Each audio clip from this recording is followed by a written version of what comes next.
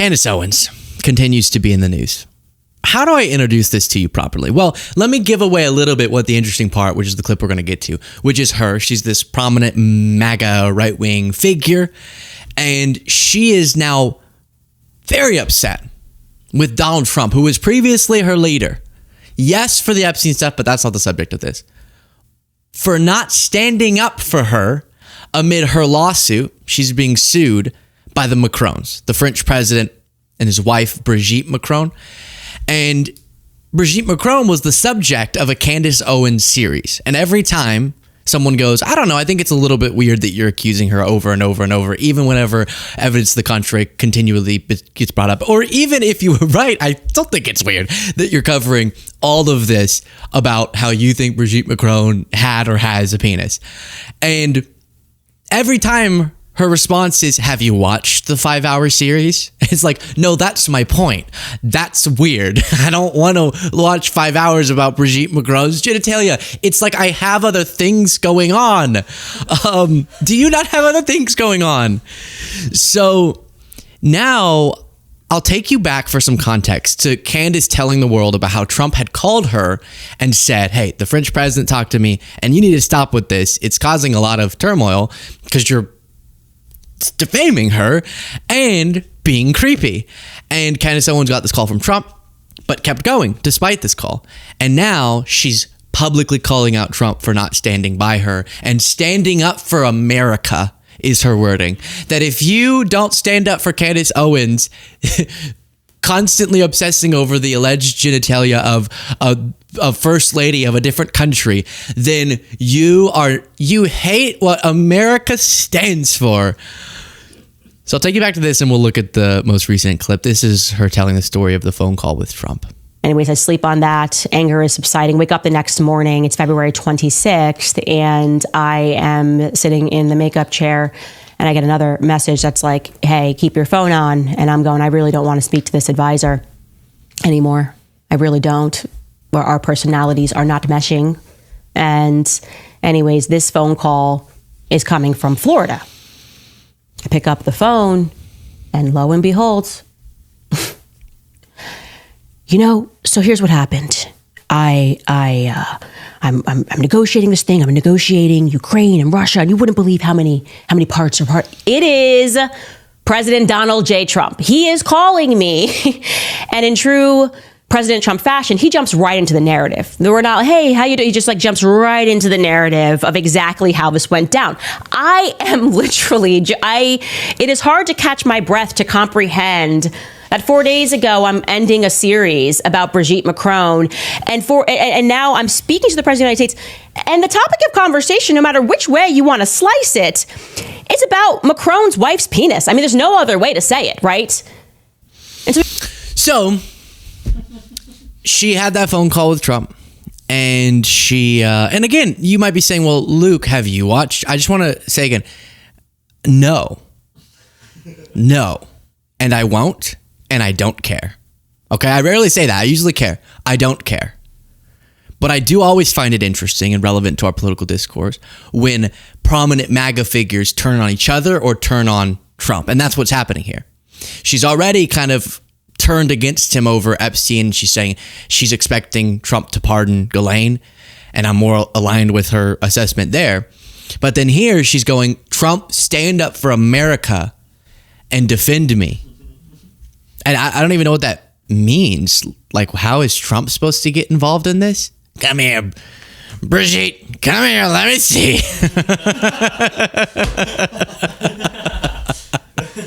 Let me take a look. Candace needs to see this. It's so weird. So while we continue through this, please do click the subscribe button. I would greatly appreciate that. And my family business is a solution to a problem we had, which is we could not find tasty but gut-friendly energy drinks. Something that's not poisoning your body, but is nourishing it. And that's what we created, Pep. Go to drinkpep.com, order directly to your doorstep some Pep. Here is her raging against Trump, not having her back. the more that I think about it, the more absurd it is. Now, the Trump administration, who purports to care about free speech, that was what they ran on. Of course, they're not doing any of that stuff anymore. They're creating DEI for Israel and pushing through laws to redefine anti-Semitism. But they pretended to care about free speech. And you had J.D. Vance, who went over there to Europe and gave a whole speech, tisk, tisk, to all of you European leaders that are no longer listening to what your constituents want and are instead punishing them for their speech. If the majority of your constituents think something, you can't create laws and punish them. Right? That was kind of the gist of his speech. The markets have decided what they want, and now you're punishing these people. That's crazy, he said. America's going to be a leader. We don't believe in this. We won't support this. Then you have a literal European leader that is basically saying F you to the American Constitution, right? Emmanuel Macron and Brigitte are saying, you know what? We don't like that podcaster in America. And we are going to launch a lawsuit that's never been launched before, an unprecedented lawsuit to impoverish her for speaking. And both J.D. Vance and Trump have not issued a statement. In fact, where are the journalists even asking them to make a statement? Okay, a state leader is speaking about your constituent and launching a lawsuit and saying you're going to impoverish them for executing their First Amendment right. Where are you? So let me start with this. This is also really informative because it's a misunderstanding of the First Amendment that they experience over and over and over and over and over again. I would have a big problem with it, as much as I think that she's being crazy, if she were put in jail for saying this stuff. You're protected from that. Bing, bing, bing. And you have a lot of latitude of the stuff you say without even civil consequences, civil lawsuits being brought. But unless you think we should abolish the concept of, we've gone through this a lot, but of defamation, right? Most people agree, while you shouldn't be put in jail for lying and lying and lying and lying about somebody, that person, if you're ruining their reputation and causing them damages, should have some recourse.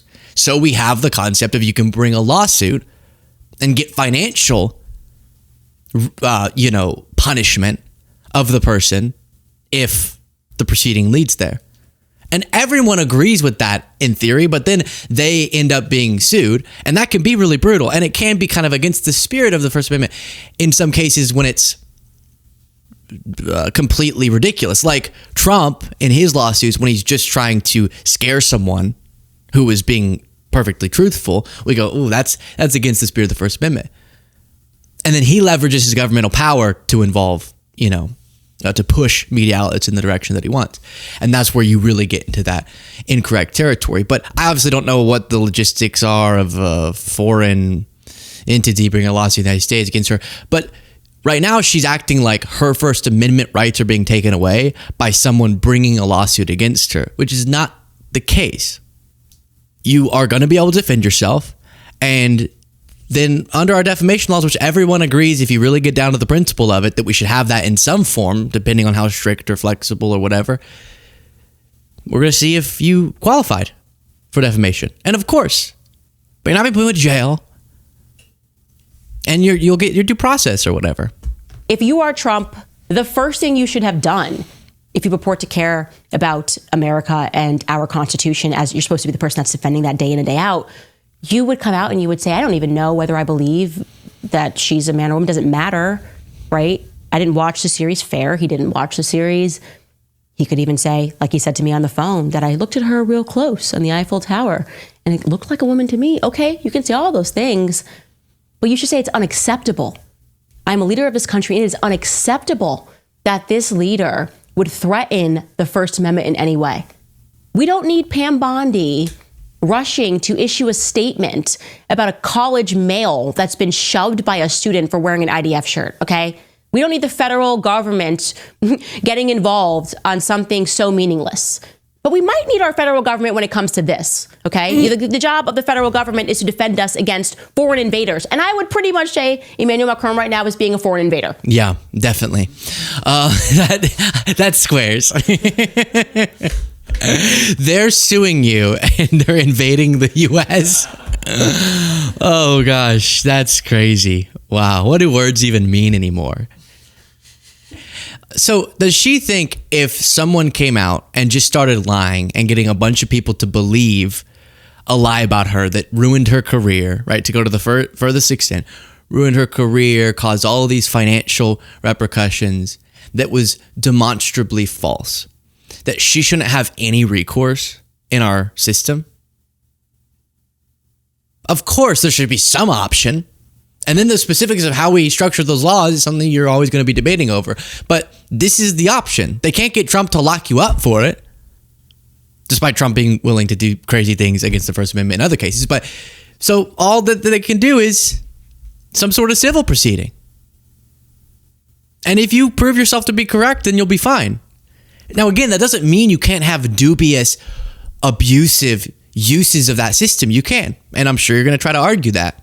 But when they start doing this is an invasion, this is an attack on the First Amendment, it becomes this broader, weird misunderstanding of the system that we live in. And when you're making a bunch of money off of telling those lies, there has to be some recourse. Now, if it's appropriate for a foreign country to do that, I don't know. But this is not an invasion, I can say that for sure. And it's not an attack on the First Amendment.